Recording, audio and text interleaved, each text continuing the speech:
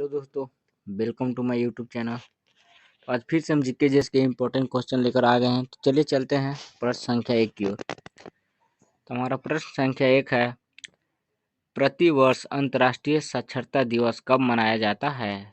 तो आपका ऑप्शन है 8 सितंबर को, ऑप्शन बी है 12 सितंबर को, ऑप्शन सी है 15 सितंबर को, ऑप्शन डी है 20 सितंबर को।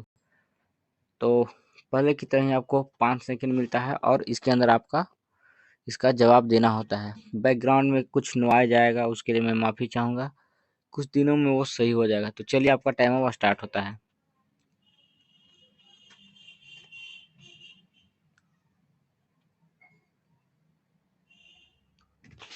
तो इस प्रश्न का सही उत्तर हो जाएगा ऑप्शन संख्या ए यानी 8 सितंबर को। तो चलिए हम अगला प्रश्न पर चलते हैं। हमारा अगला प्रश्न है, गन्ना की फसल लगभग कितने समय में तैयार हो जाती है? ऑप्शन ए है 5 माह में, ऑप्शन बी है 8 माह में, ऑप्शन सी है 3 माह में, ऑप्शन डी है 12 माह में।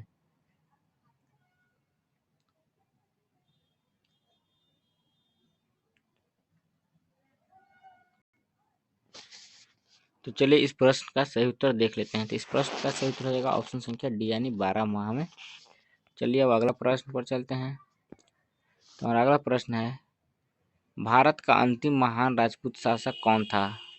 ऑप्शन ए है जयचंद, ऑप्शन बी है हर्षवर्धन, ऑप्शन सी है पृथ्वीराज चौहान तृतीय, ऑप्शन डी है सिद्धराज जयसिंह।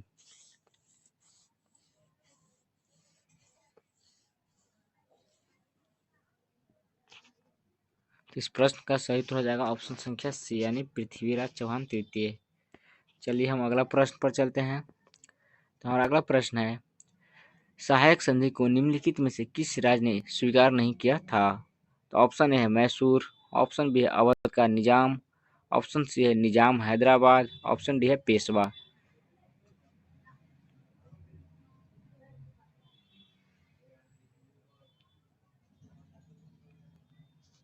इस प्रश्न का सही उत्तर हो जाएगा ऑप्शन संख्या ए यानी मैसूर। मैसूर जो कि वहाँ के हैदर अली और टीपू सुल्तान इस संधि को स्वीकार नहीं किए थे। तो चलिए हम अगला प्रश्न पर चलते हैं। और अगला प्रश्न है, किस भारतीय महिला के नाम पर अमेरिका में एक अंतरिक्ष यान का नाम रखा गया है? तो ऑप्शन ए है कंगना रनौत, ऑप्शन बी है सुषमा स्वराज, ऑप्शन सी है कल्पना चावला, ऑप्शन डी है लता मंगेशकर।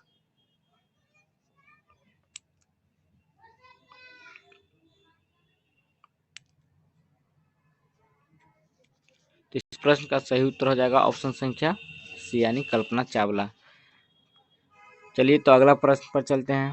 हमारा अगला प्रश्न है, शतरंज में पहली बार तो चलिए हम अगला प्रश्न पर चलते हैं। तो हमारा अगला प्रश्न है, शतरंज में पहली भारतीय महिला ग्रैंड मास्टर कौन थी? तो ऑप्शन ए है एस विजय लक्ष्मी, ऑप्शन डी है कृतिका नादिश, ऑप्शन सी है हम्पी कोनेरू, ऑप्शन डी है पदिनी राउत।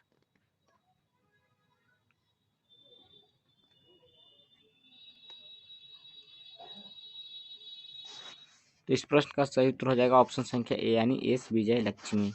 चलिए हम अगला प्रश्न पर चलते हैं। तो और अगला प्रश्न है, सूफी साम्राज्य का उदय हुआ था? ऑप्शन ए है हिंदुत्व से, ऑप्शन बी है सिखों से, ऑप्शन सी है इस्लाम से, ऑप्शन डी है बौद्ध से।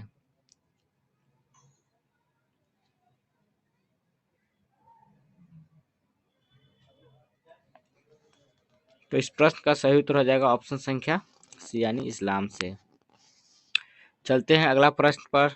और अगला प्रश्न है, बिहार से उड़ीसा और झारखंड कब अलग हुआ था? तो ऑप्शन है कि 1911 ईस्वी, 2000 ईस्वी में, ऑप्शन बी है 1912 और 2002 ईस्वी में, ऑप्शन सी है 1936 ईस्वी और 2000 ईस्वी में, ऑप्शन डी है 1936 ईस्वी और 2001 ईस्वी में, ऑप्शन डी है 1936 ईस्वी और 2001 ईस्वी में।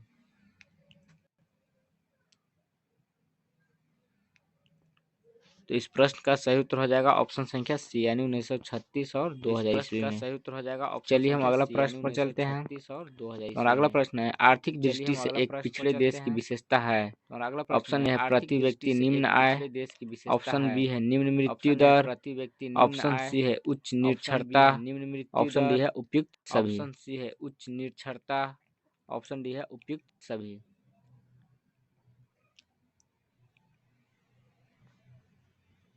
तो इस प्रश्न का सही उत्तर हो जाएगा ऑप्शन संख्या डी यानी उपयुक्त सभी। सही उत्तर हो जाएगा ऑप्शन संख्या। अगला प्रश्न पर चलते हैं और अगला प्रश्न है सभी। वहाबी आंदोलन का मुख्य केंद्र था। और अगला प्रश्न ऑप्शन ए है पटना, वहाबी आंदोलन का ऑप्शन बी है गया, ऑप्शन सी है आरा, ऑप्शन बी है ऑप्शन डी है छपरा, ऑप्शन सी है आरा, ऑप्शन डी है छपरा।